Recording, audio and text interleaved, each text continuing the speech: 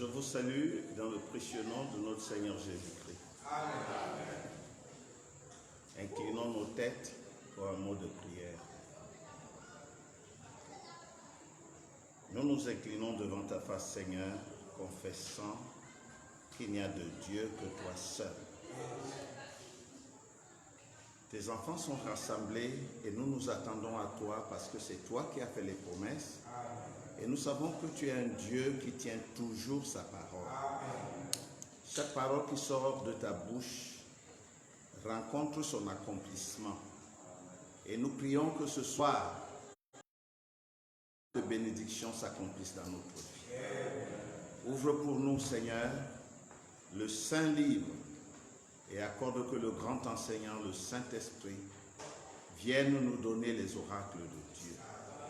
Nous prions que tu nous exauces et que tu combles les attentes de tous tes enfants, de tout ton peuple, que tu accordes à chacun selon le besoin de son cœur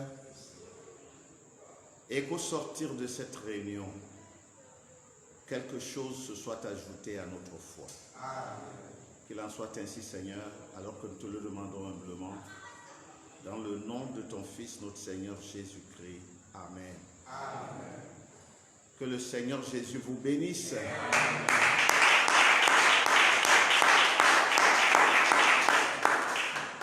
Amen. Soyez tous les bienvenus dans la maison de notre Dieu. Amen. Nous allons lire quelques extraits des Saintes Écritures. Nous lirons le premier texte debout, vous allez vous rasseoir, puis nous lirons les autres étant déjà assis. Deutéronome chapitre 29, versets 16 à 20. Deutéronome chapitre 29, verset 16 à verset 20. Il est écrit: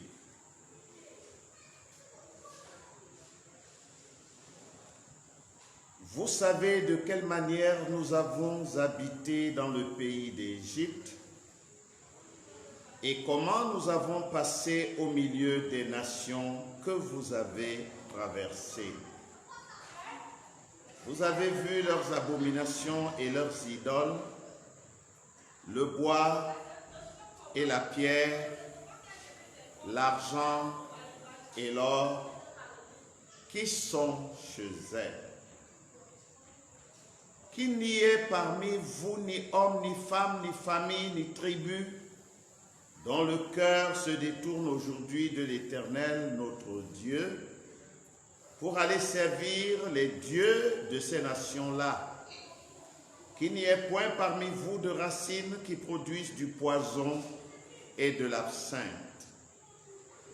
Que personne, après avoir entendu les paroles de cette alliance contractée avec serment, ne se glorifie dans son cœur et ne dise « J'aurai la paix quand même je suivrai les penchants de mon cœur et que j'ajouterai l'ivresse à la soif. » L'Éternel ne voudra point lui pardonner. Mais alors la colère et la jalousie de l'Éternel s'enflammeront contre cet homme. Toutes les malédictions écrites dans ce livre reposeront sur lui, et l'Éternel effacera son nom de dessous les cieux. Vous allez vous asseoir, je continue la lecture dans le premier livre des rois, au chapitre 12.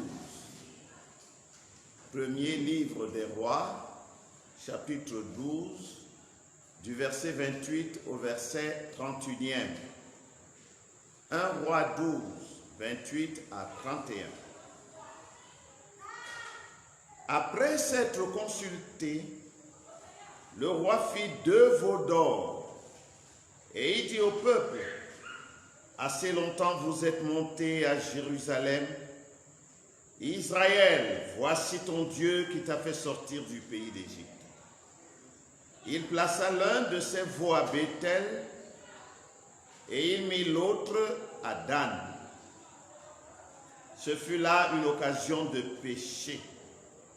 Le peuple alla devant l'un des veaux jusqu'à Dan. Jéroboam fit une maison de haut lieu et il créa des sacrificateurs pris parmi tout le peuple et n'appartenant point aux fils de Lévi. Osée chapitre 4 verset 17. Osée chapitre 4 verset 17. Éphraïm est attaché aux idoles. Laisse-le. Apocalypse chapitre 21 verset 27. Apocalypse chapitre 21 verset 27. Il n'entrera chez elle rien de souillé, ni personne qui se livre à l'abomination et au mensonge. Il n'entrera que ceux qui sont écrits dans le livre de vie de l'agneau. Amen. Amen. Voilà, nous avons lu 4 extraits des Saintes Écritures. Dans le premier, au livre de Deutéronome, Moïse, sous la conduite du Saint-Esprit, exprime aux enfants d'Israël la gravité de l'idolâtrie, c'est-à-dire d'abandonner l'Éternel, le Dieu d'Israël, pour aller vers d'autres divinités. Et la parole de Dieu dit par la bouche de Moïse que l'Éternel ne voudra point, et point signifie jamais. L'Éternel ne voudra point pardonner à cet homme, à cette famille, ou à cette tribu son péché d'idolâtrie. Et il est encore écrit, mais alors la colère et la jalousie de l'Éternel s'enflammeront contre cet homme. Toutes les malédictions écrites dans ce livre reposeront sur lui, et l'Éternel effacera son nom de dessous les cieux. Dans le deuxième texte que nous avons lu dans 1 Roi 12, nous voyons le roi Jéroboam, après le schisme intervenu en Israël, alors que 2 tribus et demi s'attachaient à Roboam, fils de Salomon, fils de David, et dit, ou plutôt une tribu et demie. Une tribu et demie attachée à la maison de Roboam, fils de Salomon, fils de David. 10 tribus et demie s'en sont allées après Jéroboam, qui avait été serviteur de Salomon. Jéroboam avait fui parce que Salomon et lui n'étaient plus d'accord. Il était un peu fils à Salomon. Salomon lui faisait vraiment confiance. Mais il a voulu prendre une femme que Salomon ne voulait pas lui permettre de prendre. Alors Salomon a cherché à le tuer. Il s'est enfui. Il est allé en Égypte, il est resté là-bas longtemps, il a gagné la confiance du roi d'Égypte. Mais quand Salomon est décédé, il l'a appris là-bas, alors il est rentré en Israël. Et la royauté devait passer donc au fils de Salomon. Mais Roboam a été très arrogant vis-à-vis du peuple d'Israël, de sorte que Israël l'a fui. 10 tribus et demi. Et ces tribus, les anciens de ces tribus sont allés chercher Jéroboam, qui venait de rentrer d'Égypte, pour qu'il soit leur roi. C'est ainsi que Jéroboam va devenir le roi d'Israël, le roi du royaume d'Israël avec 10 tribus et demi. Et Roboam, fils de Salomon, fils de David, va rester avec une seule tribu et demi. Alors, Jéroboam, voyant que le temple et l'autel de l'Éternel sont à Jérusalem, et c'est là que les enfants d'Israël devront aller adorer. Il eut peur que les enfants d'Israël, à force de monter à Jérusalem pour y adorer, finiront par avec Roboam pour s'attacher à la maison de David. Alors, il s'est consulté, il a consulté les anciens d'Israël et ils ont trouvé bon. Deux idoles, 2 veaux en or. Et Jéroboam a placé l'un des 2 veaux dans le pays d'Éphraïm, dans la ville de Béthel. Et l'autre, il l'a placé dans le pays de Dan. C'est encore aujourd'hui la ville qu'on appelle Césarée de Philippe. Les vestiges de ce temple sont encore là.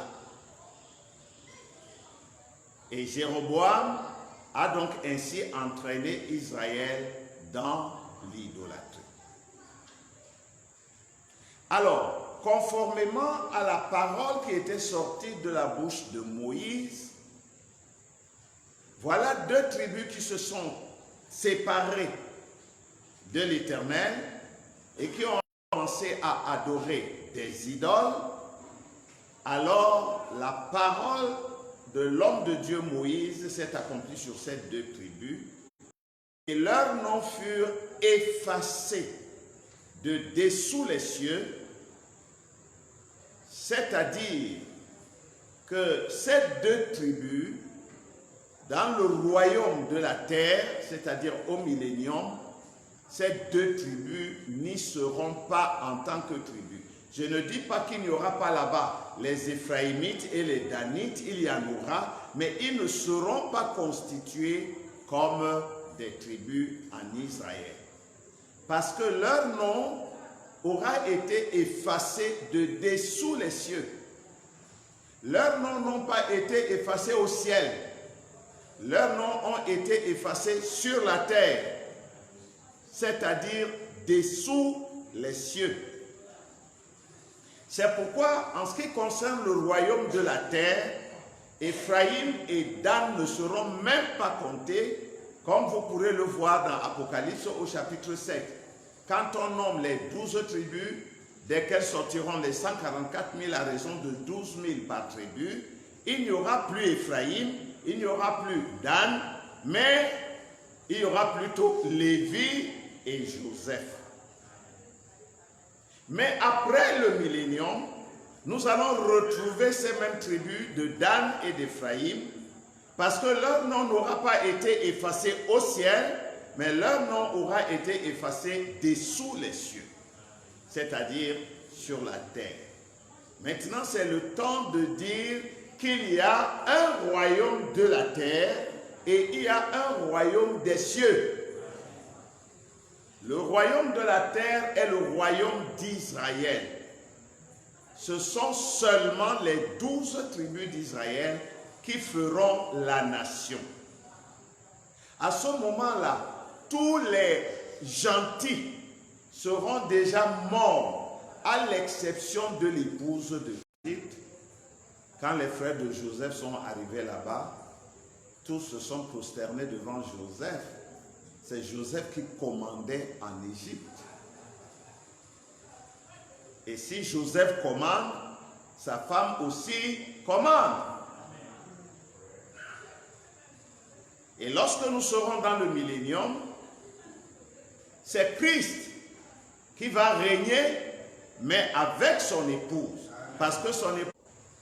Le problème de l'idolâtrie a entraîné donc que le nom de 2 tribus en Israël soit effacé de dessous les cieux. Nous avons vu plus loin dans le livre d'Osée au chapitre 4 verset 17, le prophète Osée dit: Éphraïm est attaché aux idoles. Et il dit, laissez-le, c'est-à-dire mettez-le de côté. Ne le considérez plus, ne le comptez plus, parce qu'il a abandonné l'Éternel pour suivre les idoles. Voilà comment Éphraïm et Dan ont été éliminés du nombre des tribus en Israël pendant le royaume, lors du royaume de la terre. Dans Apocalypse, nous avons lu que dans ce pays, dans ce royaume, dans la nouvelle Jérusalem, il n'entrera rien d'impur, ni entreront que ceux qui auront leur nom et le livre de vie de l'agneau avant la fondation du monde. Amen. Donc nous voyons ici ce soir qu'il y a des gens qui ont leur nom dans le livre de vie de l'agneau, et c'est eux qui auront le droit d'entrer dans cette ville sainte. Il y en aura d'autres dont le nom n'y est pas écrit. Nous allons entrer dans toutes ces choses. Le Seigneur nous l'accorde.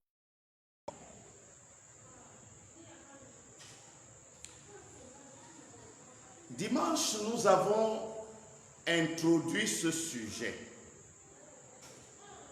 Nous avons parlé du livre de vie. Nous avons dit que le livre de vie, en réalité, c'est la pensée éternelle de Dieu. Et ce livre de vie est un seul livre. Mais ce seul livre est composé de 2 livres distincts. Comme nous avons une seule Bible, mais qui est l'Ancien et le Nouveau Testament. Dans ce seul livre donc, il y a 2 livres, nous pourrions dire encore 2 parties. Et chacune de ces parties parle de quelque chose de précis.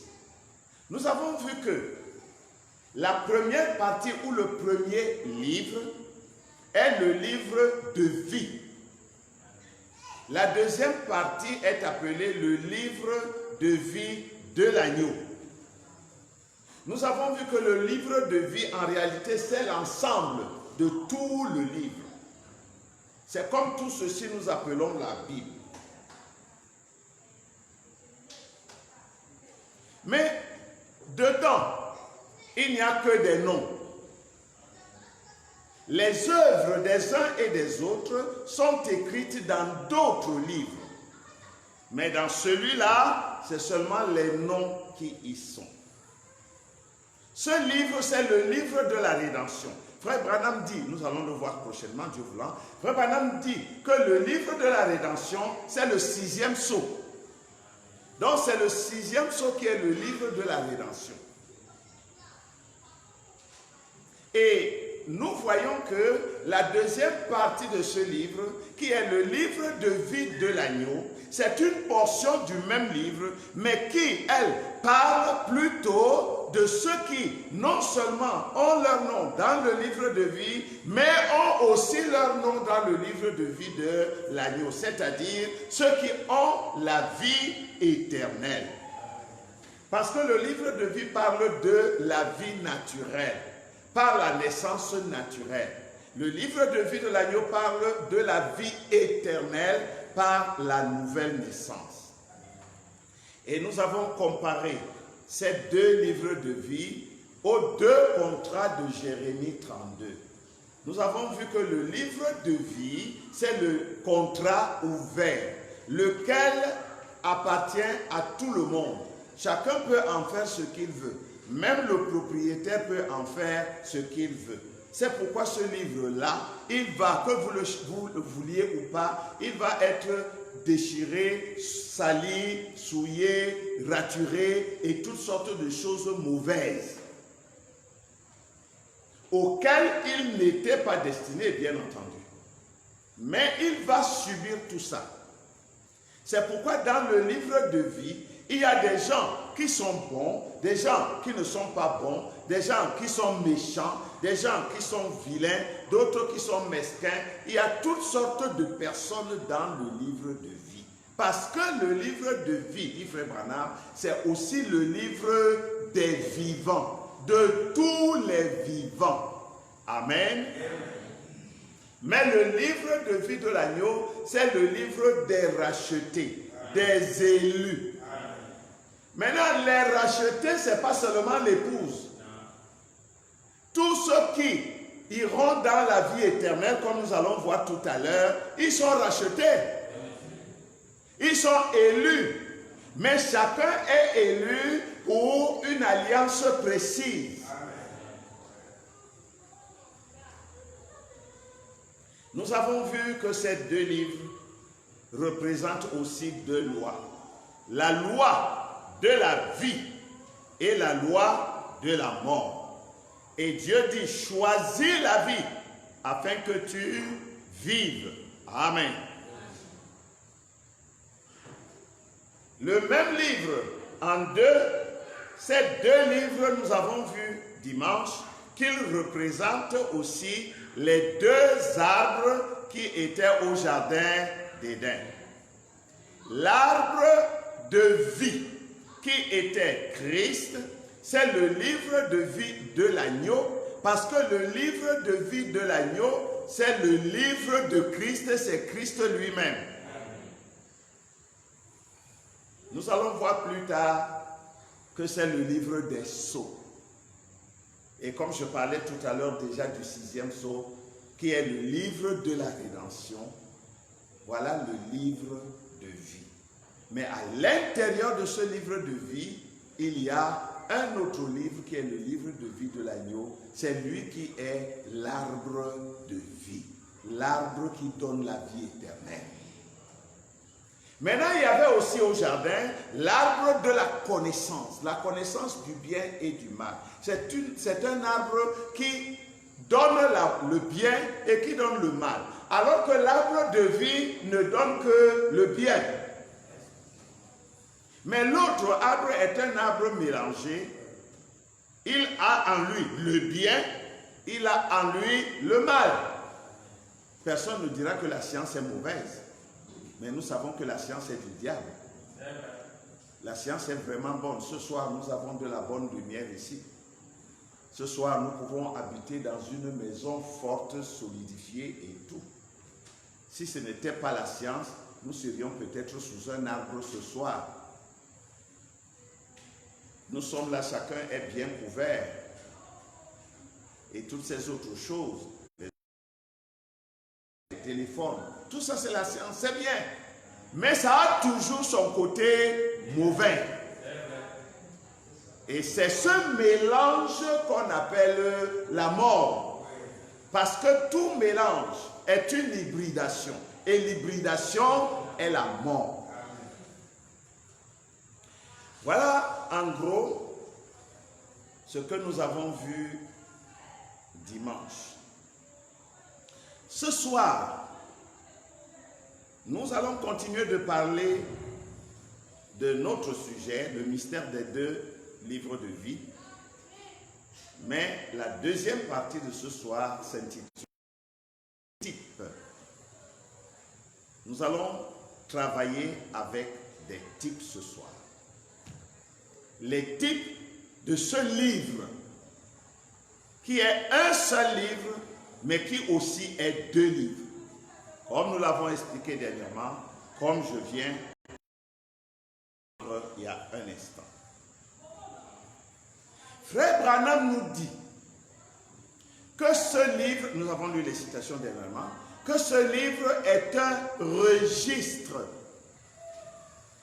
Il appelle dans une certaine prédication, il dit que c'est le registre du monde.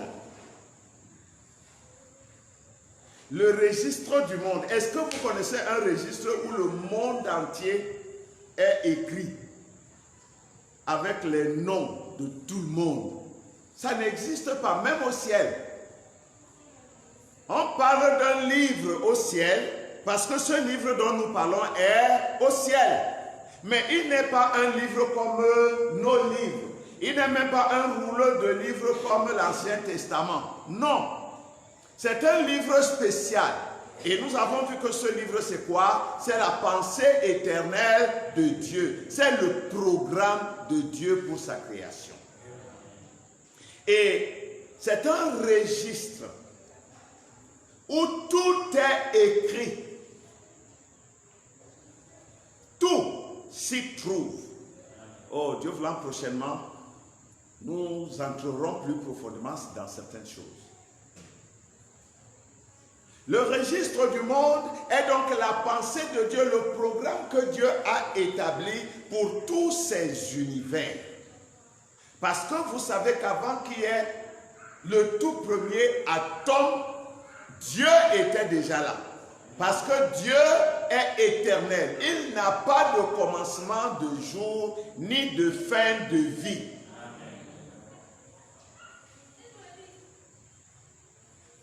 Alors, ce registre, représentez-vous cela peut-être dans votre esprit comme un livre comme ça, qui a 2 parties. Mais vous savez déjà que ce n'est pas un livre comme nos livres. Ce registre a donc 2 parties. L'une des parties est le livre de vie. L'autre partie est le livre de vie de l'agneau. C'est aussi qu'il y a plus. Il y en a en tout 5. Il y a 5 alliances, je veux dire. Il y a 5 alliances dans ce livre de vie. La première alliance, c'est l'épouse de Christ. Leurs noms sont dans le livre de vie et dans le livre de vie de l'agneau. Et du livre de vie de l'agneau, on ne peut pas effacer un seul nom. C'est les fondamentaux de ce livre. Mais du livre de vie, il y a des noms qui ont été inscrits dans le livre de vie et qui vont y demeurer et qui ne vont pas être enlevés. Et ces noms-là seront transférés. C'est ce que Frère Branham appelle la mise à jour du livre de vie de l'agneau. Parce que le livre de vie de l'agneau a maintenant les noms de l'épouse. Ce sont ces noms qui sont maintenant révélés et qui sont connus. D'autres personnes ou d'autres alliances qui vont avoir la vie éternelle, leurs noms sont dans le livre de vie, mais ils vont être transférés dans le livre de vie de l'agneau. Frère Branham dit c'est une nouvelle liste. Non pas que Dieu était en train d'écrire une nouvelle liste, mais c'est une mise à jour. Parce que tous ceux qui avaient leur nom, qui ont leur nom dans le livre de vie, et dont les noms ils sont demeurés, ces noms-là seront simplement reversés dans le livre de vie de l'agneau. Parce que eux, ils vont avoir la vie éternelle, mais seulement après le jugement du trône blanc. Ils n'ont pas la vie éternelle maintenant. Seule l'épouse a la vie éternelle maintenant. Parce que seule l'épouse est baptisée du Saint-Esprit maintenant. Nous voyons que les 144 000 aussi vont recevoir la vie, mais après leur résurrection. Parce qu'ils vont être mis à mort pendant la guerre d'Armageddon, ils vont ressusciter et ils iront rencontrer l'agneau sur la montagne de Sion. Apocalypse 14. C'est à ce moment, d'après la Bible et le prophète, qu'ils reçoivent eux aussi des vêtements blancs. Quand on dit vêtements blancs, cela signifie le Saint-Esprit. Donc c'est seulement le groupe de l'épouse qui a maintenant les vêtements blancs, le Saint-Esprit. C'est pourquoi c'est ce groupe seul qui a la vie éternelle présentement. Les autres sont sauvés, mais ils n'ont pas... Bon, disons ça correctement. Les autres ont été rachetés, mais ils ne sont pas encore rédimés. Ils n'ont pas encore le plein salut. Parce que le plein salut a deux phases. Il y a le rachat et il y a la restauration. Christ nous a tous rachetés sur le bois. Mais Christ ne pouvait pas terminer la rédemption sur le bois du calvaire parce que le livre était encore scellé et dans la main de celui qui est assis sur le trône. Alors, il fallait qu'il y ait quelqu'un de capable, de digne, qui puisse prendre le livre, en rompre les sceaux, afin que les noms soient promulgués. Et il n'y avait personne jusqu'à présent. Jusqu'à ce que l'agneau se lève de son trône et qu'il aille prendre le livre, qu'il rompe les sceaux et qu'il descende avec le petit livre ouvert. C'est à partir de ce moment que quelqu'un pouvait dire « je suis sauvé », c'est-à-dire du plein salut. C'est pourquoi nous disons que les frères qui étaient dans le Nouveau Testament, les Pierre, les Jean, les Jacques, ils n'étaient pas sauvés. C'est-à-dire qu'ils n'avaient pas le plein salut. Non pas qu'ils n'étaient pas sauvés au niveau du rachat. Ils avaient été rachetés, donc ils avaient été sauvés, mais ils avaient été sauvés en espérance. Comme dit l'apôtre Paul. Ils avaient été sauvés, mais leur salut n'était pas concret. Pourquoi? Parce que le livre était encore scellé. Et Frère Branham dit, s'il n'y avait personne pour pouvoir prendre le livre, briser les sceaux et ouvrir le livre, toute la création serait perdue. Donc, il n'y a pas eu une seule personne qui ait été rédimée avant l'ouverture des 7 sceaux. Ce n'est que cette glorieuse rencontre du mont Sunset qui a rendu possible, oh alléluia, qui a rendu possible le rachat. C'est pourquoi le 8 mars 1963 est pour nous une date marquée au fer chaud. Parce que les anges sont venus le 28 février, ont été photographiés par la science, du témoignage d'un frère qui marchait avec Frère Branham, je crois que c'est le frère, je crois que c'est Moore. Il dit que Frère Branham leur a dit que les anges l'ont attendu 7 jours sur la montagne. Même si nous ne voulons pas prendre ce témoignage, Frère Branham a rencontré les anges le 8 mars. Parce que quand on voit le chronogramme de Frère Branham, il était impossible que Frère Branham fût au mont Sunset le 28 février. Frère Branham étant un prophète, sur la montagne, il a vu la même scène. C'est peut-être ce qui l'a conduit à dire que ces anges, il les a vus arriver et partir. Parce qu'il les a vus dans une autre dimension. Amen. Ainsi, ces 5 alliances, nous avons parlé de l'épouse comme première alliance. La deuxième alliance, c'est les 144 000 qui composent le cortège royal. Eux aussi passeront le millénium avec le couple royal. D'ailleurs, c'est eux qui seront la nation. Les 12 tribus, 12 000 par tribu, c'est ces 144 000 qui seront la nation.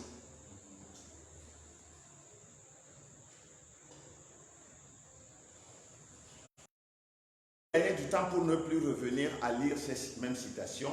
Nous les avons lues ici dimanche, où Frère Branham nous disait qu'il s'agit d'un disque ou d'une bande magnétique. Le livre de vie est comparé, ce n'est pas que c'est un disque, même pas une bande magnétique, mais c'est comparé à un disque et à une bande magnétique, où vous pouvez enregistrer des choses. Et vous pouvez aussi les effacer, si vous voulez. Et Frère Branham dit que lorsqu'un enfant naît, Dieu prend un disque qu'il met en marche. Dès le début, vous n'entendrez pas de bruit. Parce que cet enfant est responsable de ses actes. Jusqu'à ce qu'il arrive à l'âge de raison. Alors, Frère Branham dit, vous commencez à entendre un petit bruit. Un petit bruit de ce disque. Ça veut dire que cet enfant a commencé à dire, à faire certaines choses dont il est conscient. Parce que le petit garçon de 2 ans qui dit mouf, il n'est pas conscient de ce qu'il dit. Il imite seulement ce qu'il a entendu. Mais quand il atteint déjà l'âge de 11 ans, il est déjà à l'âge de raison. Quand il pose un acte, il sait que c'est mauvais. Même déjà à 8-9 ans, il est conscient que ce que j'ai fait là est mauvais. C'est pourquoi il cherche à cacher et il ment. Parce qu'il est conscient que ce qu'il a fait est mauvais. Alors son disque commence à enregistrer ces petites bévues, ces petites erreurs, ces petites fautes, ces petites inconduites. Et au fur et à mesure qu'il grandit, l'enregistrement continue. Et il continue jusqu'au dernier jour de sa vie. Lorsqu'il expire, alors l'enregistrement aussi s'arrête. Frère Branham dit, Dieu prend ce disque et il le range dans la grande discothèque, excusez-moi, dans la grande discothèque de Dieu au ciel. Ça veut dire que la vie de ce monsieur ou de cette femme est déjà terminée. Tout ce qu'il a fait sur la terre, les pensées de son cœur, les paroles de sa bouche, les actes qu'il a posés, tout est enregistré jusqu'à la couleur de ses vêtements. Il y a des citations, je vais seulement dire parce que c'est des choses que vous connaissez. Tout est enregistré et classé au ciel. Il n'y a pas moyen pour lui de dire que non, je ne reconnais pas ça. Alors, au jugement du trône blanc, la même bande lui est rejouée. C'est-à-dire, Dieu ouvre son esprit et il revoit toutes ces choses qu'il a commises sur la terre. J'ai dit que je ne crois pas à un jugement du trône blanc où chacun va venir à tour de rôle. Toi, pourquoi tu as fait ceci? Tu as fait quoi sur la terre? Non, j'ai fait ceci, j'ai fait cela. Oui, mais pourquoi ceci est passé comme ça? Oh non, c'est parce que c'est... Non, il n'y aura pas un genre de tribunal comme ça. Chacun sera conscient de tout ce qu'il a fait. Rien ne lui échappera plus. Bien entendu, Il s'agit là de ceux qui n'auront pas part à la première résurrection.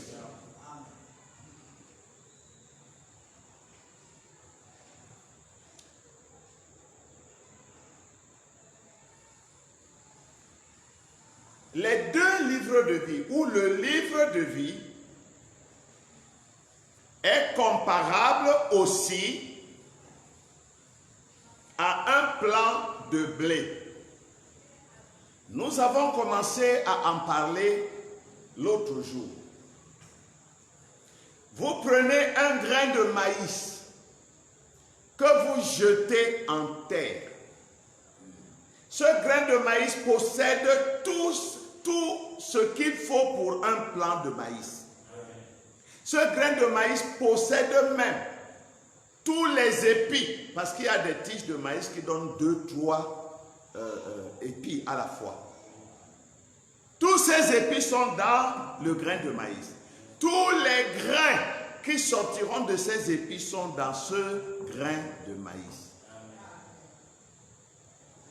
Maintenant, le grain de maïs qui va en terre va pousser deux petites feuilles. Nous allons les appeler le maïs. Plus tard, nous voyons la tige qui va commencer à monter. Nous dirons, c'est le maïs. Quand nous verrons les fleurs sortir, nous dirons, c'est le maïs.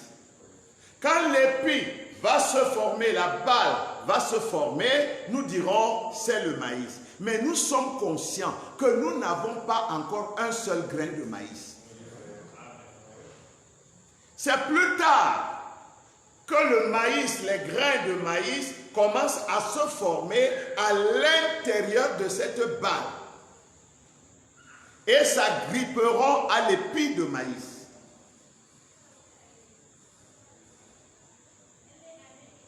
De quoi s'agit-il? Il s'agit de la vie qui était dans la graine. Parce que la graine a trois parties. Il y a la pellicule, il y a la pulpe et il y a la semence. Maintenant, quand la graine de maïs tombe en terre, la pulpe se décolle, la pellicule se décolle de la pulpe. La pulpe tombe en désuétude, elle pourrit. La seule chose qui reste, c'est la semence. Le petit bout de maïs là que vous voyez, il y a un petit quelque chose dedans. Quand vous braisez le maïs ou quand vous le faites bouillir, quand vous le mangez, vous voyez un petit quelque chose tout petit qui sort du bout du maïs. C'est ça qui est la semence. C'est là que se trouve la vie du maïs. Maintenant, quand cette tombe en terre et que les deux premières parties pourrissent, c'est alors que la vie sort de cette semence et commence à monter. Les deux feuilles là, ce n'est pas le maïs, mais c'est un porteur de la vie qui va devenir le maïs. Cette vie va donc traverser les feuilles, cette vie va embrasser la tige, cette vie va monter jusqu'à la balle, cette vie va entrer dans l'épi. Je ne sais pas si il vous est déjà arrivé de le faire. Quand vous prenez un maïs très frais, qui n'a même pas encore bien les grains, vous pouvez manger son épi. L'épi là est sucré et tendre. Vous pouvez manger, avaler, ça ne vous fait aucun mal. Pourquoi? Parce qu'à ce moment-là, c'est là-dedans qu'il y a la vie. Ce que vous mangez là, c'est la vie du maïs. Plus tard, donc, les graines vont remplir l'épi. Et la vie qui a commencé par deux petites feuilles va monter jusqu'au grain de maïs. À ce moment-là, vous ne contemplerez plus les feuilles, qui sont d'ailleurs en train de mourir. Vous ne contemplerez plus la tige, qui n'a plus beaucoup de temps avant de mourir. Vous ne contemplerez plus les fleurs qui, elles, ont séché et sont tombées depuis. Vous ne parce que les feuilles là, la balle là, devient sèche, rousse. Elle commence par être kaki, puis après ça va devenir roux.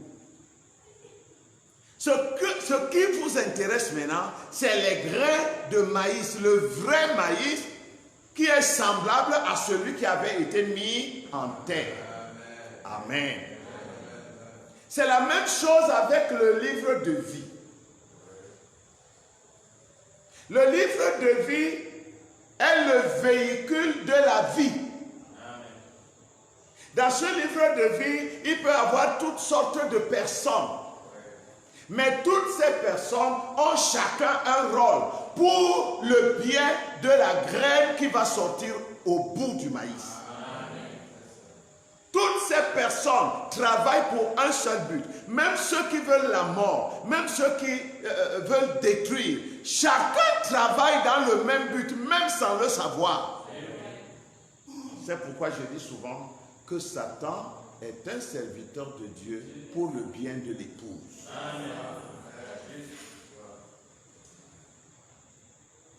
Ainsi, la vie va commencer son long voyage. Parce que le livre de vie dont nous parlons, c'est aussi l'Église. C'est le type de l'Église. Vous savez que l'Église a plusieurs âges.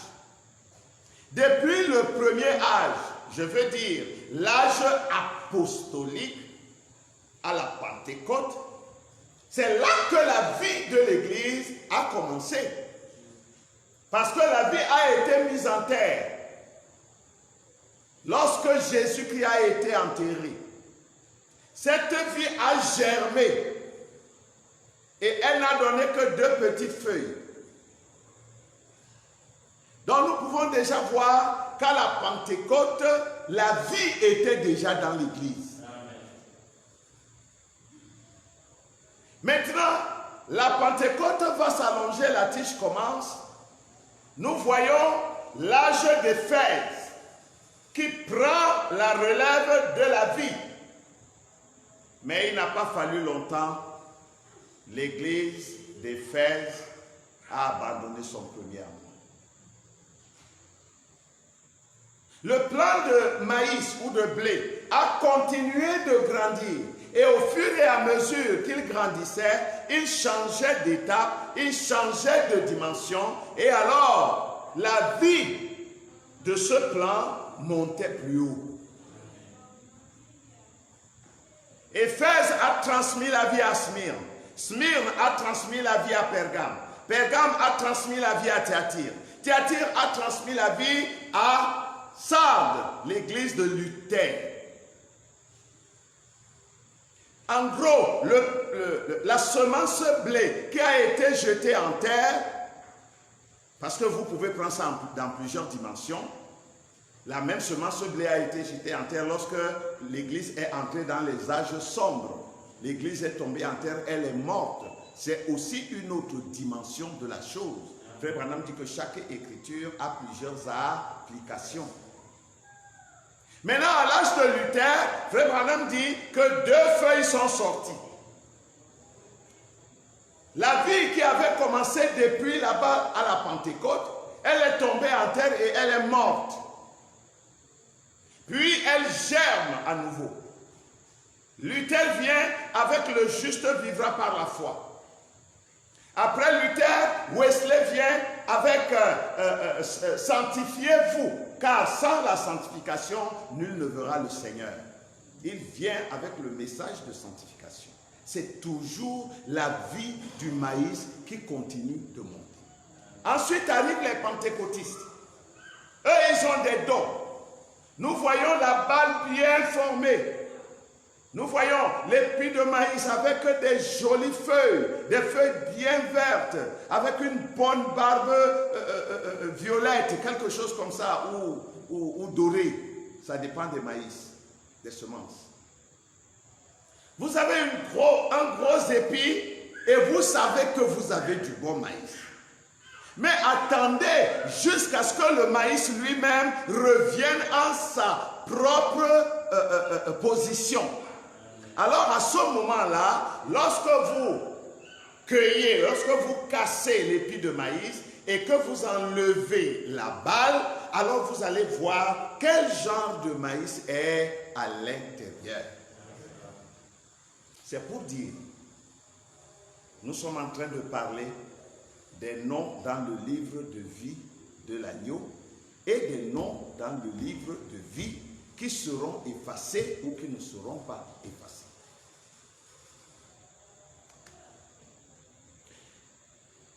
Nous avons donc ici une notion très importante, la notion des noms effacés. Laissez-moi lire ici le prophète. Dans le message, les œuvres sont l'expression de la foi. Je lis à partir du paragraphe 119. C'est juste comme hier soir en parlant, ... Si vous prenez le livre, vous y verrez peut-être une petite confusion sur ce que j'ai dit concernant les deux livres de vie. C'est le même livre, mais l'un d'eux concerne votre naissance naturelle et l'autre concerne votre naissance spirituelle. L'un, c'est-à-dire le livre de vie, conduit à l'autre, c'est-à-dire le livre de vie de l'agneau. Juste comme une tige de blé. Lorsque vous parlez de moi en tant qu'être vivant. Mais il y a une partie de moi ici qui est cette personne et qui doit mourir. Nous avons dit dimanche que c'est la chair. C'est ça le livre où les noms seront effacés. Mais celui qui est éternel, prédestiné, élu, son nom ne peut jamais en sortir parce qu'il a toujours été inscrit là, il ne pourra jamais être effacé. Frère Branham continue au paragraphe 120, il dit, les baptistes croient qu'il y a deux livres distincts. D'une certaine manière, ce sont deux livres distincts, mais d'une autre manière, ce ne sont pas deux livres distincts. Je suis deux personnes distinctes. Je suis corps, âme et esprit, trois personnes distinctes. Mais je suis, ... il n'y en a qu'une qui fait de moi un être. Il n'y a qu'une personne que vous puissiez voir, toucher, à qui parler, et vous savez que c'est un être. C'est mon corps, ma chair. Mais celui-là, il est appelé à mourir. C'est autant d'exemples de type que nous prenons pour montrer ce que c'est que les deux livres de vie. Le livre de vie, c'est mon corps. Mais à l'intérieur de mon corps, il y a mon esprit et mon âme. Dans une certaine manière, c'est une façon de parler, vous comprenez bien. Parce que mon âme et mon esprit n'habitent pas dans la chair ici. C'est dans la quatrième dimension, mais connecté à cette réalité, et c'est ça qui fait vivre mon corps. Frère Branham continue, il dit, paragraphe 121, il n'y a en réalité qu'un seul livre de vie. C'est comme s'il n'y a eu qu'un seul germe de blé qui a traversé la tige, qui est passé par les grettes, par la balle et qui est entré dans le grain. Comme nous venons de l'expliquer, c'est cette vie qui traverse les étapes. Maintenant, vous n'allez la reconnaître dans sa forme initiale que lorsqu'elle arrive au bout du voyage. De même dans l'église, vous allez voir, oh, il y a des gens qui viennent, ils reçoivent Jésus comme son sauveur, comme leur sauveur. Ils peuvent être 100. Oh, aujourd'hui, on a fait 100 convertis. Non, non. Quand ils devront commencer à venir à l'église, peut-être c'est 50 que vous allez retrouver. Les autres ont disparu. Ça ne fait rien. Il y en a 50 quand même qui viennent. Les 50 là, on les amène au baptême d'eau. Ils sont baptisés. Mais après un moment, il y en a qui se relâchent, qui rentrent en arrière. Il y a peut-être 20 qui tiennent bon. Les 20 là, ils viennent régulièrement à l'église. Ils sont contents. Oh, c'est comme si c'est... Non, ne vous inquiétez pas. Quelque temps plus tard, les doctrines, les enseignements commencent à se faire durs. La parole qui était au commencement, Jésus vous a sauvé, vous êtes élus, vous irez au ciel, etc. Si vous recevez Jésus-Christ comme votre sauveur, tous vos problèmes sont résolus. Vous ne serez plus jamais malade, etc. Tout ce qui les a attirés là commence à se durcir. Ils ont bu du lait, mais il faut maintenant qu'ils commencent à manger des purées. Ah non, non, non, non. Un chrétien ne fume pas. Une chrétienne ne porte pas de pantalon.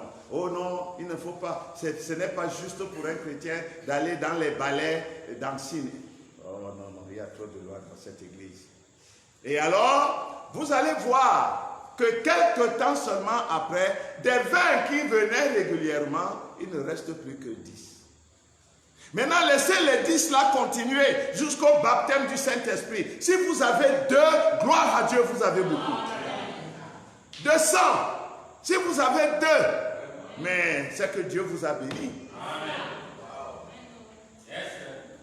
Alors, c'est ceux-là qui ont été scellés par le Saint-Esprit dans leur âme, sans sensation. C'est eux qui ont leur nom dans le livre de vie de l'agneau.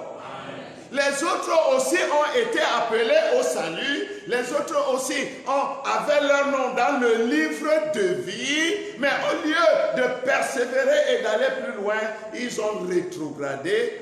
Certains sont même encore à l'église, mais la chose de Dieu là, vraiment, c'est devenu une jinja. Le Saint-Esprit pour eux, c'est de l'histoire. Ils sont à l'église, mais leur nom est demeuré dans le livre de vie seulement. Amen. Amen. J'espère que vous comprenez avec tous les types là, les 2 livres de vie. Dans la pensée de Dieu, Dieu connaît, la Bible dit qu'il connaît les siens. Dieu connaît tous ceux qui arriveront à la vie éternelle. Dieu connaît tous ceux qui font partie de l'épouse, qui persévéreront jusqu'à la fin. Dieu connaît aussi ceux qui croient, ils aiment le Seigneur, ils essayent de vivre avec la portion de l'écriture qu'ils ont reçue. Mais ils ne sont pas allés jusqu'au baptême du Saint-Esprit, le véritable baptême du Saint-Esprit. Alors ceux-là, c'est la Vierge endormie. Ils sont sauvés, mais ils ne font pas partie de l'épouse. Ils ne sont pas élus pour être de l'épouse. Ils vont avoir la vie éternelle. Leur nom est écrit dans le livre de vie. Il va y demeurer, il ne va pas être effacé. Dans la pensée de Dieu, ils sont toujours des sauvés. Mais seulement, ils n'auront le plein salut qu'après leur résurrection. Ils ne l'ont pas maintenant comme l'épouse. L'épouse a maintenant même la vie éternelle. Eux, ils auront après leur résurrection.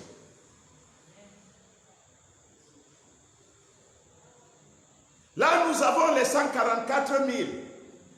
Eux aussi, ils croiront ce même message que nous. Ils recevront le même baptême du Saint-Esprit que nous.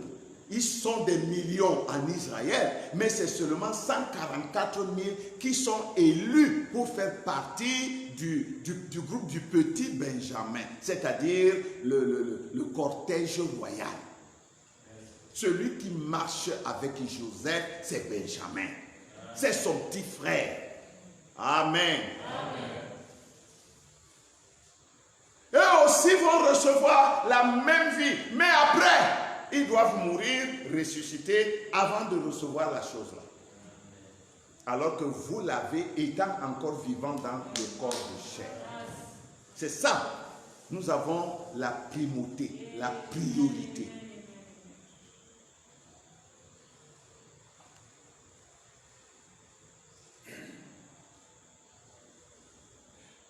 Nous allons parler de quelques types de noms effacés dans la Bible.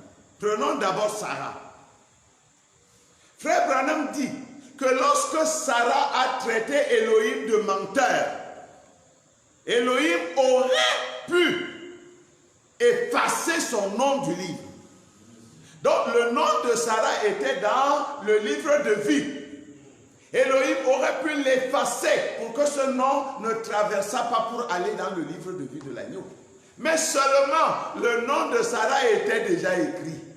Pourquoi était-il écrit? Parce que Elohim savait que Sarah serait une partie d'Abraham. Et Elohim ne pouvait pas faire ça à Abraham. Oh, alléluia. C'est pourquoi Frère Branham nous dit, réclamons nos bien-aimés. Si tu es sauvé, réclame ton mari, ma soeur. Si tu es sauvé, réclame ta femme, mon frère. Si vous êtes sauvés, frères et sœurs, réclamez vos enfants. Réclamez-les sans cesse, ne doutez jamais. Votre foi va les obliger un jour à revenir à Dieu. Réclamez-les parce que leurs noms sont dans le livre. Dieu vous les a donnés.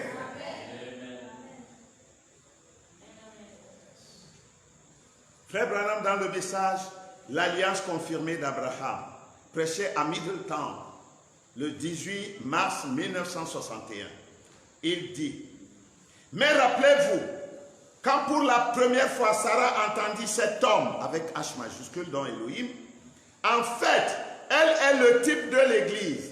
Quand elle a entendu ce ... vu ce signe qui s'accomplissait chez Abraham, en fait, elle s'est moquée de la chose dans son cœur. Elle ne crut point.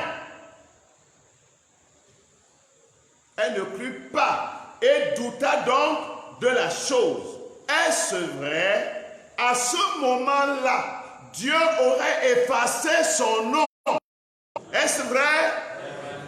Mais il ne le pouvait pas. Elle était une partie d'Abraham. Ils sont un. Alléluia. Ne condamnez pas votre conjoint. Peut-être qu'il ne croit pas encore. Ne le condamnez pas.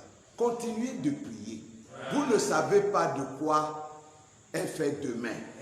Ne condamnez pas votre conjointe. Même si elle ne croit pas. Continuez de prier. Même s'il est faible dans la foi. Continuez d'intercéder. Dieu fera son travail. Vous connaissez l'histoire d'Amalek. On en a parlé il n'y a pas longtemps. Lorsque Israël est fraîchement sorti d'Égypte, ils venaient à peine de traverser la mer Rouge.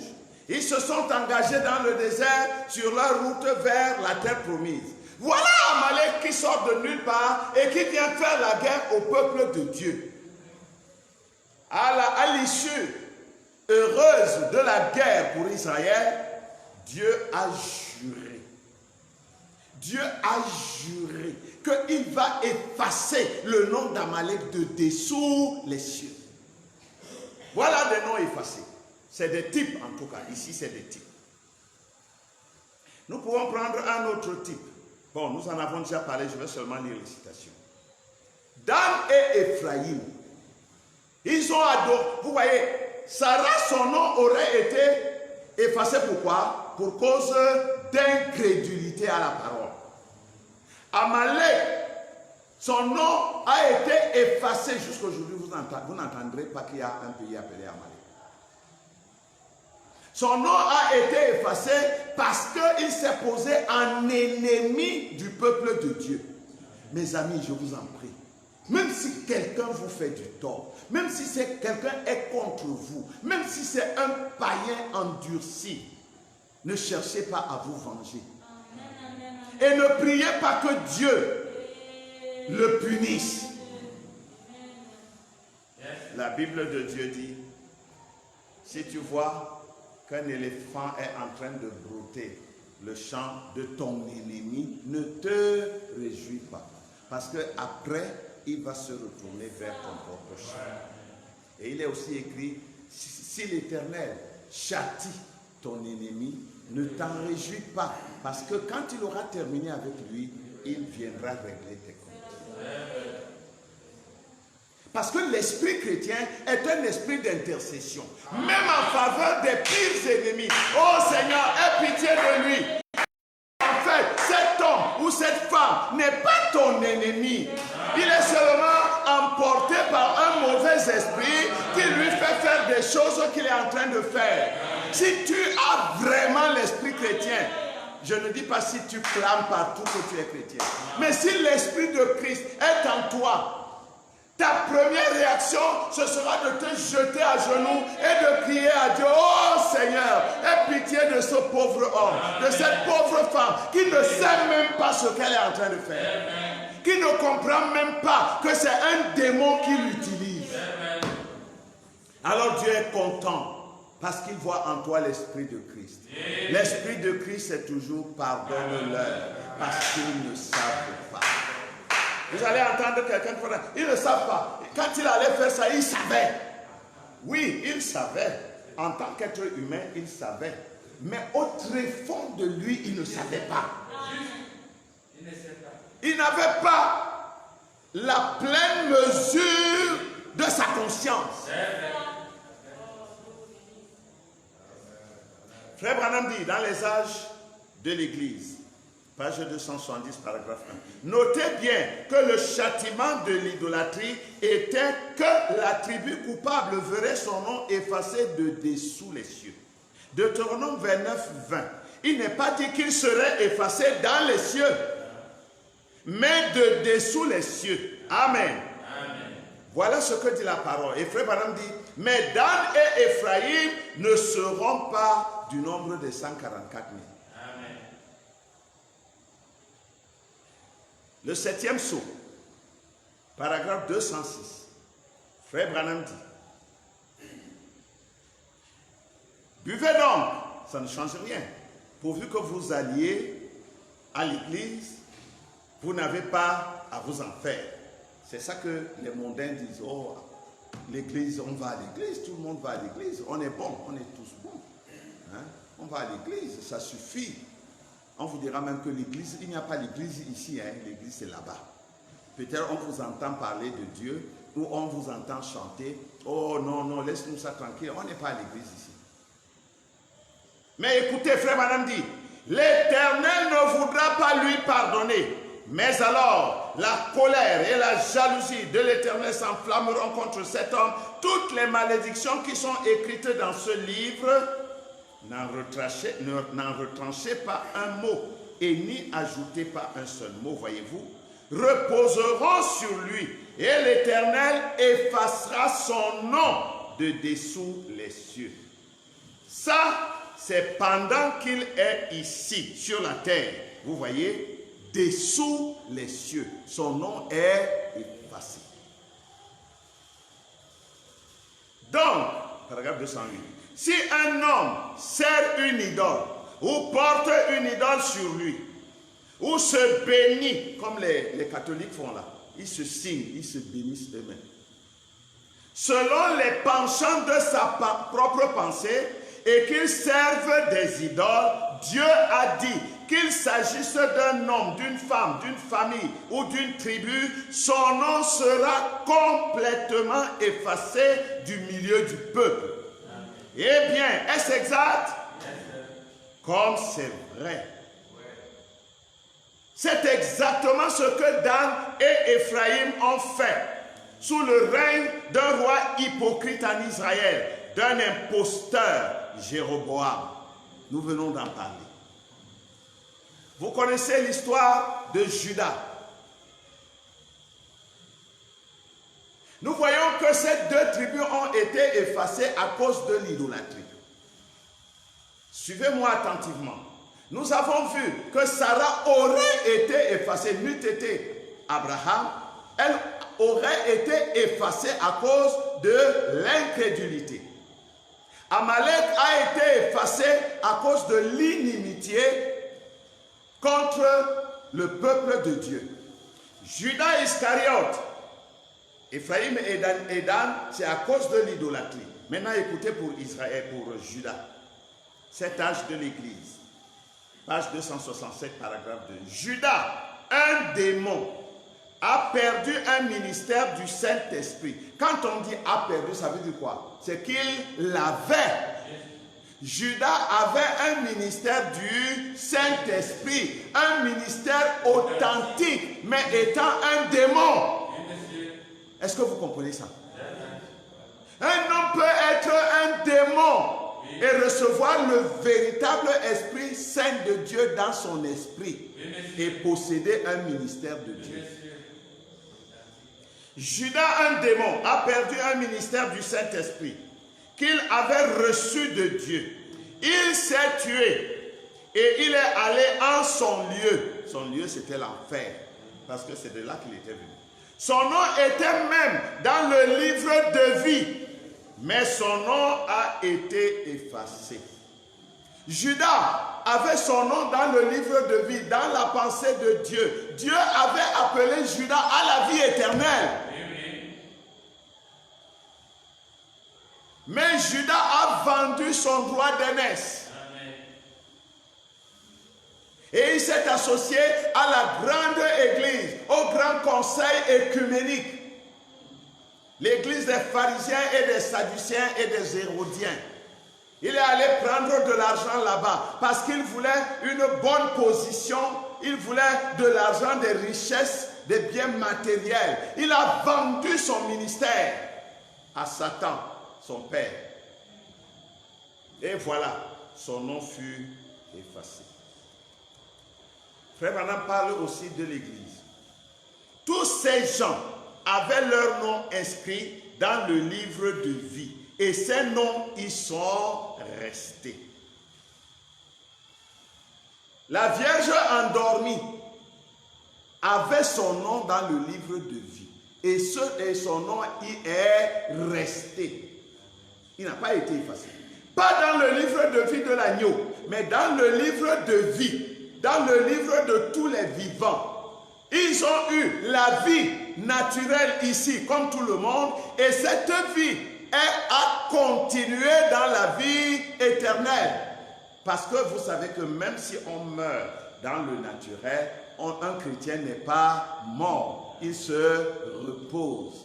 C'est Jésus qui dit, Lazare n'est pas mort. Il se repose. Il dort. Alors, des chrétiens qui pourtant n'étaient pas du nombre de la Vierge sage, qui pourtant n'avaient pas leur nom dans le livre de vie de l'agneau. Ils avaient leur nom dans le livre de vie, comme vivant sur la terre, mais puisque vivant sur la terre, ils se sont attachés à Dieu, ils ont cru la parole, ils ont marché dans la parole selon la lumière qui leur a été donnée, ils ont honoré Dieu à ce niveau. Dieu n'a pas effacé leur nom du livre, ils sont restés comme des gens qui doivent aussi vivre dans la vie éternelle. Amen. Frère Branham dit, et ces noms ils sont restés. Mais quels sont les noms qui ont été effacés? Écoutez, ceux qui ont été effacés, ce sont les noms des membres du système mondial des églises qui ont combattu l'épouse. Maintenant, je suis sûr, vous êtes en train de voir les catholiques ou alors les protestants, les baptistes, les pentecôtistes et tout. Il y aura même du message dedans. Le Conseil mondial des églises, c'est l'ensemble de toutes les églises qui se disent d'obédience protestante, mais qui ne sont pas ancrées dans la vérité présente. Amen. Voilà, les églises du monde. C'est ça qu'on appelle les églises du monde. Le Conseil mondial des églises, le Conseil écuménique des églises. Même les du message seront dedans. Le prophète dit, ceux-là perdront tout. Vous avez bien compris? Amen. Que je viens à l'église, matin, midi et soir, de lundi à lundi inclus, de janvier à janvier inclus, et cela pendant de longues années, et à la fin, pour perdre tout. Vous comprenez? Est-ce que nous pouvons comprendre l'importance qu'il y a pour nous de nous attacher à ce que nous avons reçu? Frère, il n'y a pas un autre moyen, il n'y a pas un autre chemin, si ce n'est s'attacher à la révélation pierre de fait qui est la parole de l'heure.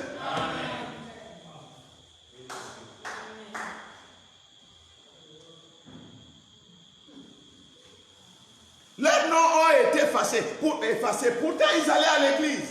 Pourtant, ils disaient qu'ils étaient sauvés, ils iraient dans l'enlèvement. Pourtant, ils lisaient la Bible et les messages et les brochures. Pourtant, ils disaient qu'ils écoutaient les bandes. Pourtant, ils disaient qu'il ne manquait aucune prédication de leur pasteur. C'est des frères et des sœurs qui étaient de braves personnes à l'église, mais qui ne se sont pas attachés à la parole de Dieu et qui ont ouvert le flanc à toutes sortes d'écuménisme. Leurs noms seront effacés de dessous les cieux. Leurs noms seront effacés complètement du livre. Parce que dessous les cieux, là, ça c'est l'Ancien Testament. Ça c'est Israël. Ce n'est valable que pour ceux qui sont du royaume de la terre. Et le royaume de la terre, nous l'avons dit, c'est seulement Israël. Les adorer d'autres dieux, leurs noms sont effacés une fois pour toutes. Et ils ne peuvent pas se repentir, ils ne peuvent pas trouver grâce, ni dans ce siècle, ni dans le siècle à venir. Alléluia. Amen. Frère Branham dit,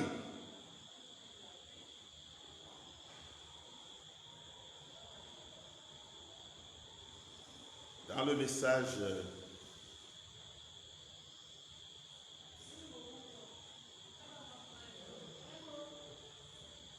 les sceaux, le 7e sceau, paragraphe 222-223.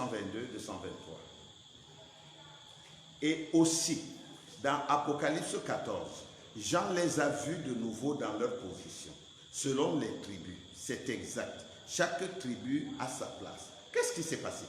Souvenez-vous, il a dit, dessous les cieux. Non, son nom serait effacé du nombre des tribus. Tant qu'il serait sous les cieux, il n'aurait plus sa place. Et ces 144 000, ils sont ici encore sous forme de tribus, c'est exact. Mais vous voyez, ils avaient été aveuglés. Ils avaient seulement les sacrifices de taureaux et de boucs. Voyez, maintenant, remarquez, eux, il les a effacés de dessous les cieux. Paragraphe 224. Mais quelqu'un des nations, au jour du Saint-Esprit, qui s'opposerait à cela, votre nom est complètement ôté du livre de vie. Amen. Et vous ne pourrez jamais obtenir de pardon, ni dans ce siècle, ni dans le siècle à venir. N'est-ce pas vrai? Amen. Alors voilà ce qu'il en est de nous. Vous voyez, eux, ils ont encore la grâce, parce qu'ils étaient sous le sang des boucs. Ils n'avaient pas la chose parfaite. Alors leur nom pouvait être effacé pour un temps, tant qu'ils seraient sous les cieux. Mais quand le royaume des cieux arriverait, il serait réhabilité. Mais ici, où nous avons le Saint-Esprit, le vrai, il n'y a plus moyen de faire autrement. Donc, chacun doit sauver son âme maintenant.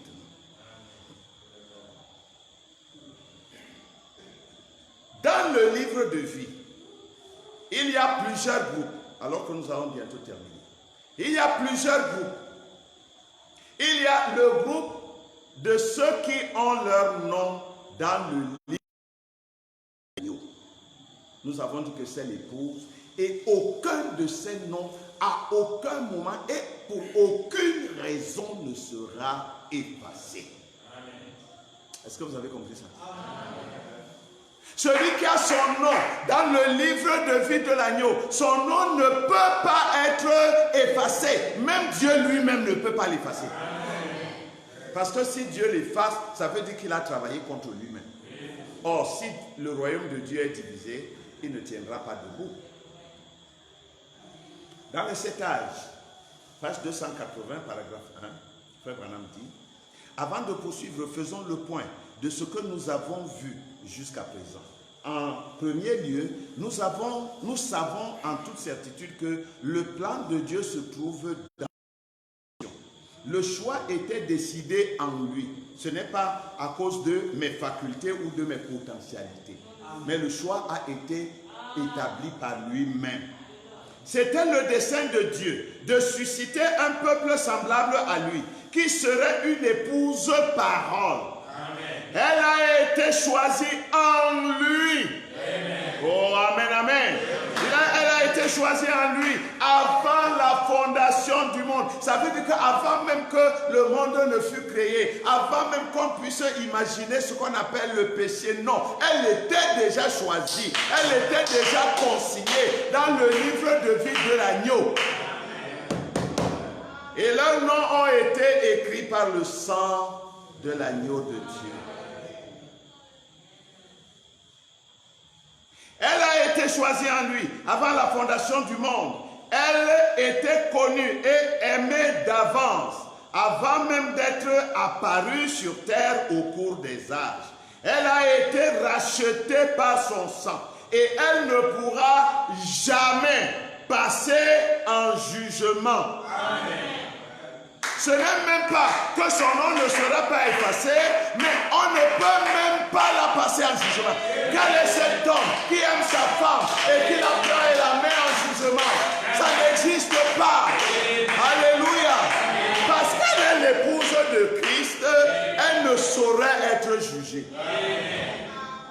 Parce que si elle est jugée, c'est lui qui est jugé. Elle ne peut pas être jugée, car aucun péché ne peut lui être imputé. Il n'y a pas de péché en elle. Non, mais est-ce qu'il y a quelqu'un sur la terre qui n'a pas de péché? Oui, l'épouse n'en a pas. Alléluia. L'épouse n'a pas de péché. Oui, mais moi je l'ai vu voler. L'autre jour, je l'ai vu, il s'engueulait. Tu as vu quoi? Tu as vu la carapace qui faisait des choses sous la loi du péché, mais lui-même n'était pas là. Parce que si je ne veux pas faire ce que je fais, ce n'est plus moi qui le fais, mais la loi du péché qui est attachée à ma chair. Alors Dieu dit, il ne voit même pas. Oh, amen. Il n'est même pas au courant de ça. Oui, monsieur. Parlez encore. Romains 4:8. Heureux l'homme à qui le Seigneur n'impute pas son péché. Mais elle sera bien avec lui sur son trône de jugement pour juger le monde et même les anges. Son nom, chacun de ses membres, son nom a été écrit dans une partie du livre de vie avant la fondation du monde. Amen. En second lieu, il y a une autre catégorie. Leurs noms sont aussi écrits dans le livre de vie et ils apparaîtront dans la deuxième résurrection. Les vierges folles et les justes de Matthieu 25, dont il est parlé dans Matthieu 25, en font partie. Amen. Voilà la deuxième alliance, voilà le deuxième groupe, je veux dire. De ceux qui ont leur nom dans le livre de vie. Et ces noms ne partiront pas de là. Ils seront plutôt transférés dans le livre de vie de l'agneau après leur résurrection. Alléluia. Page 266, paragraphe 3. Pour commencer notre étude, disons tout de suite qu'aucun texte des Saintes Écritures n'enseigne que Dieu est en train d'établir une liste des noms. Tous les noms sont écrits avant la fondation du monde. Tout cela a été fait avant la fondation du monde, comme nous allons bientôt le montrer. Ainsi, nous n'allons pas simplement nous engager dans l'étude de deux groupes de gens qui ont chacun eu l'occasion de recevoir la vie éternelle. Les uns l'acceptant, leur nom étant inscrit, les autres la refusant, leur nom n'étant pas inscrit. Écoutez, nous montrerons par la parole que des multitudes de gens qui n'ont pas passé par la nouvelle naissance entreront dans la vie éternelle. Des gens qui ne sont pas nés de nouveau, qui n'ont pas reçu le Saint-Esprit. Oh, amen, amen. Aussi étrange que cela paraisse, c'est absolument vrai. Nous montrerons aussi qu'il y a un groupe de gens dont les noms ont été inscrits dès avant la fondation du monde et dont les noms ne peuvent en aucun cas être enlevés. Amen. Mais nous montrerons aussi qu'il y a un autre groupe dont les noms étaient inscrits avant la fondation du monde et dont les noms seront effacés. C'est de tout ça que nous parlons.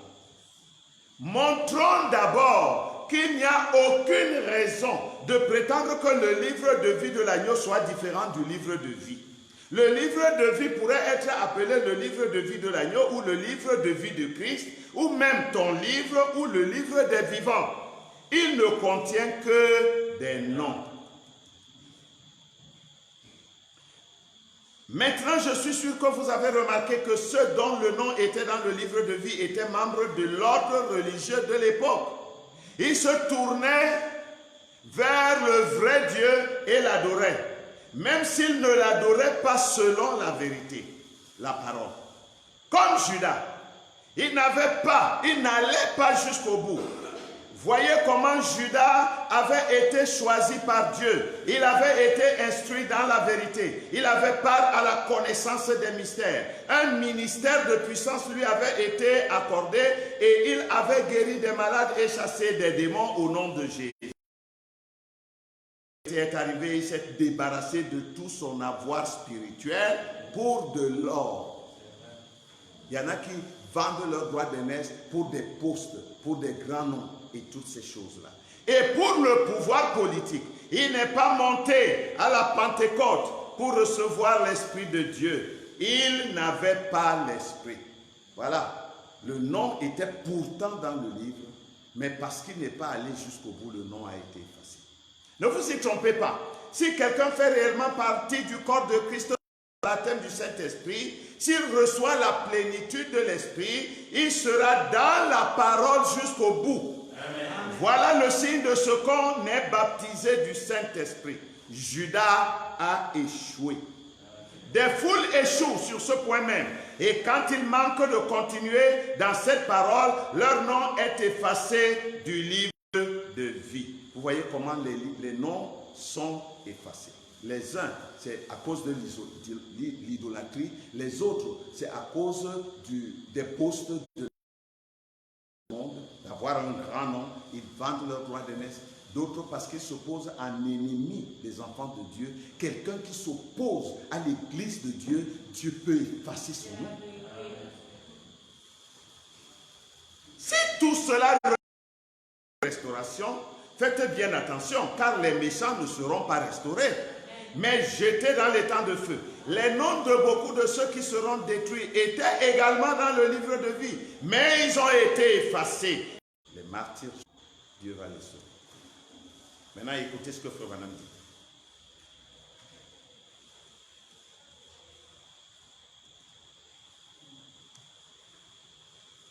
Cet âge de l'Église, paragraphe 84, page 284, paragraphe 2. Il en est de même aujourd'hui dans l'Église. Des noms seront effacés du livre de vie. Aucun nom ne sera effacé du livre de la vie éternelle. Oh, je vais entendre Amen. Amen.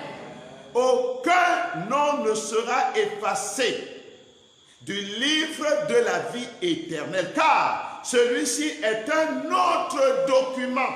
Ça n'a rien à voir avec la vie naturelle seulement. C'est un livre qui parle de la vie éternelle. Bien qu'il soit contenu dans le livre de vie, bien que ce livre de vie de la vie éternelle soit contenu dans le livre de vie.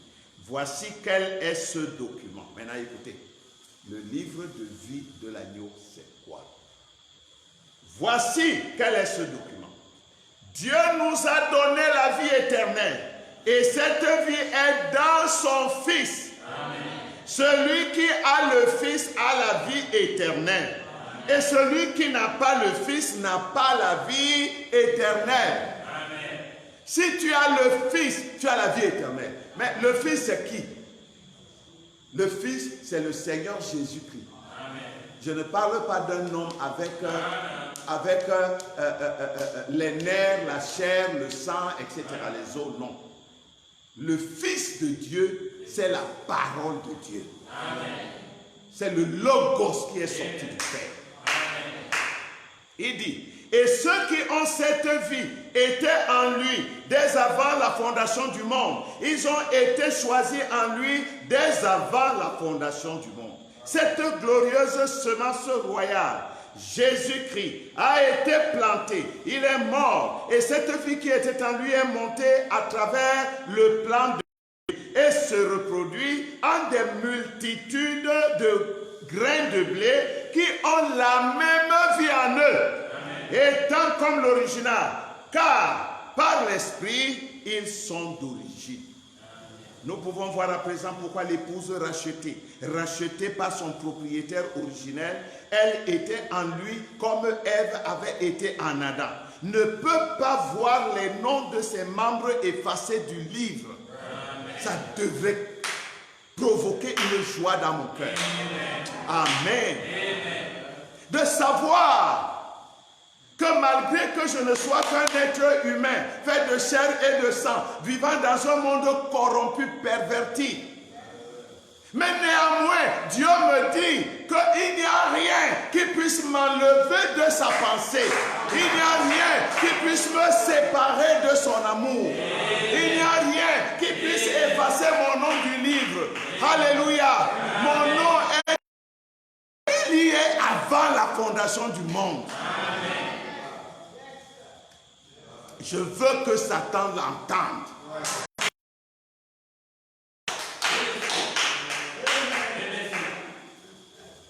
Elle fait partie de l'époux. Alors, toi, tu vas gommer son nom du livre de vie. Parce que le nom de Jésus aussi est dans ce livre de vie. Frère Branham dit que son nom a été scellé avec le livre avant la fondation du monde. Est-ce que vous avez remarqué que son nom n'a pas été écrit? Mais son nom a été scellé.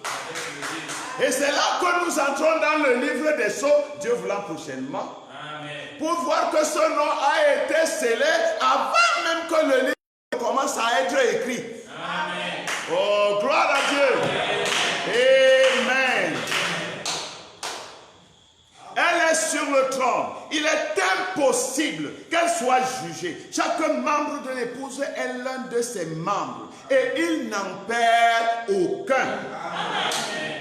Mais ce n'est pas le cas de tous ceux qui sont dans le livre de vie. Parmi eux, il y a ceux qui sont comme Judas, etc., qui ont une part dans le livre, mais dont les noms sont effacés.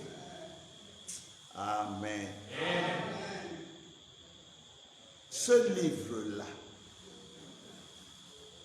c'est de cela que le prophète, le dernier prophète de l'Ancien Testament a parlé. Malachie, chapitre 3, verset 16. Écoutez ce qu'il dit. Alors, ceux qui craignent l'Éternel se parlèrent l'un à l'autre. Est-ce que vous savez que c'est ce qu'on est en train de faire maintenant? Nous parlons l'un à l'autre. L'Éternel fut attentif. Oh, gloire. L'Éternel fut comment? Il a prêté et son cœur s'est réjoui. Amen. L'Éternel fut attentif et il écouta. Et un livre de souvenirs fut écrit devant lui pour ceux qui craignent l'Éternel et qui honorent son nom. Un livre de souvenirs. Ce livre est permanemment dans la présence de Dieu. Mon frère, ma soeur, je vais te dire ce soir, si l'ennemi te traque et qu'il te racle et même tu tombes à terre, il va crier victoire. Il va dire, regarde-le, comment il est dans la boue. Il espère que Dieu va regarder dans la boue. Dieu ne regarde pas ses enfants dans la boue. Hein? Lorsque Pharaon regardait les enfants d'Israël, il les regardait dans la boue. C'était pour lui des ouvriers de boue. Mais quand Moïse les regardait, il les regardait dans la promesse. C'était des fils de Dieu. Et alors, l'Éternel fut attentif. Et un livre fut écrit.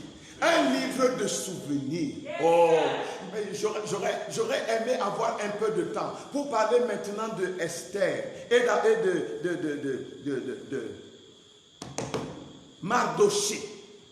Lorsque Mardochée a sauvé la vie du roi Assuérus, parce que deux serviteurs du roi voulaient monter un coup pour le tuer. Mais Mardochée a eu vent du complot. Il a dit à Esther, Esther a dit à Assuérus. Une nuit, je veux dire, Assuérus ne pouvait pas trouver le sommeil. Il se retournait, il dit, mais je n'arrive pas à dormir. Il a appelé l'un de ses serviteurs. Apportez-moi le livre des chroniques. C'est le livre où on écrit l'histoire du pays. Alléluia. Oh, nous avons un livre de chroniques. Là où l'histoire du pays est écrite. Et on a commencé à lire. On a commencé à lire. Et on est arrivé à un chapitre où on parlait d'un certain Mardochée, un juif qui était assis à la porte du roi et qui a dévoilé le complot contre le roi lui-même. Assuérus dit, arrêtez ici maintenant. Cet homme-là, est-ce qu'il a été récompensé? On dit non, Majesté, on ne lui a rien donné. Quoi? Dans mon pays?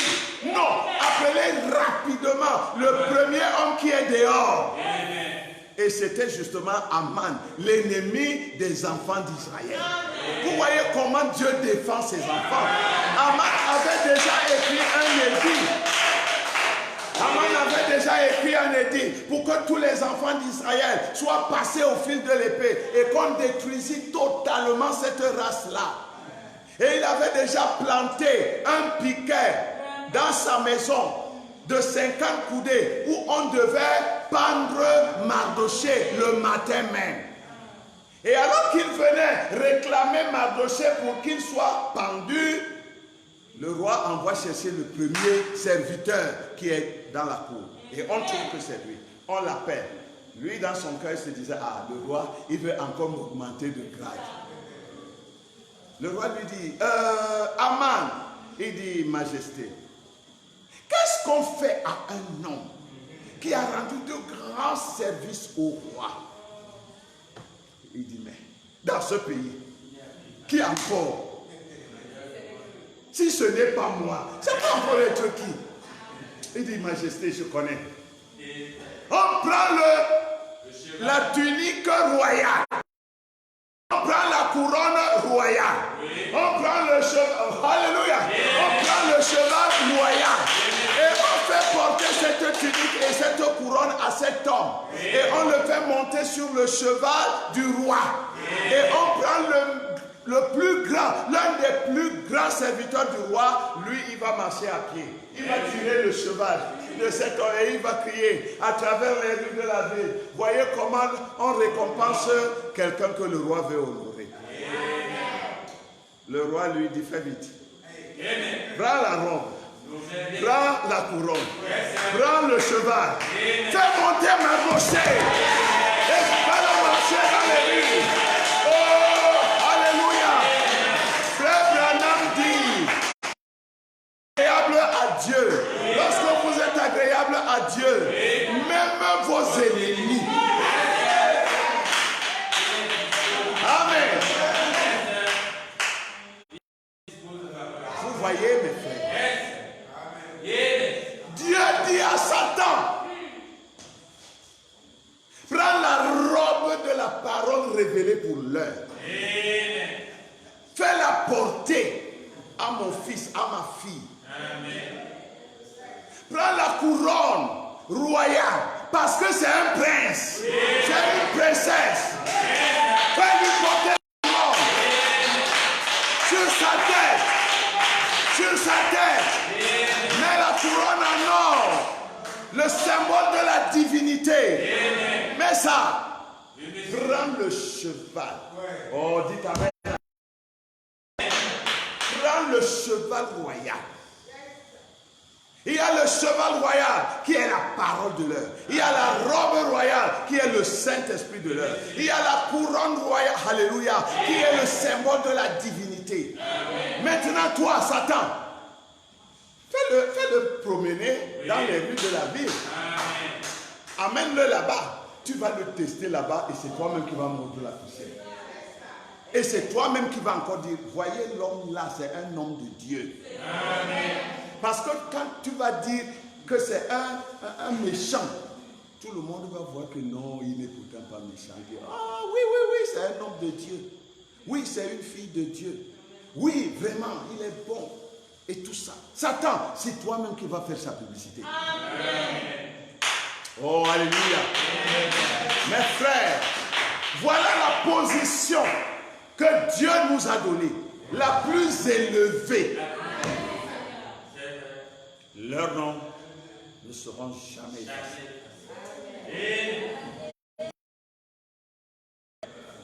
Le croyez-vous?